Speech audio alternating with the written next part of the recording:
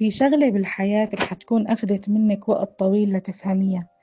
في أشياء نحن بنتمناها من كل قلبنا ولما ما تصير بننكسر، بس بالحقيقة يلي ما حدا بيحكيها إنه مو كل اللي بدنا إياه مناسب لإلنا. يمكن يلي تأخر كان رح يتعبك أكتر، ويمكن يلي راح كان لازم يروح من حياتك.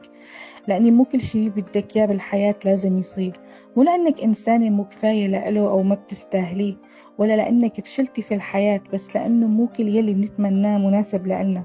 نحنا بنفكر إنه إذا تعبنا على شي وحلمنا فيه لازم ناخده، وإذا ما أخدناه يعني نحن خسرنا. بس بالحقيقة في أشياء لو صارت كانت رح تأذينا أكتر، لأن في طرق نحن كنا مفكرينها حلم وهي كانت مجرد تعب مؤجل ونحن ما بنعرف. فاليوم رح تكوني عم بتبطلي تزعلي على كل شي ما صار بحياتك وتتحسري عليه، لأنه يمكن يلي ما صار هو يلي حماكي. مو كل تأخير بيكون عقاب بحياتك، ولا كل رفض بيكون إلك خسارة. أوقات الله عم يختار لك طريق أهدى لحياتك، وانتي بس شايفة إنه الطريق يلي بتحلمي فيه هو أحلى. فإذا في شي ما زبط معك وتحقق في حياتك وخسرتيه، لا تركضي وراه وتكسري حالك وتزعلي عليه، لأن يمكن لأول مرة بحياتك رح تعرفي إنه الخسارة كانت هي النجاة والحماية لإلك.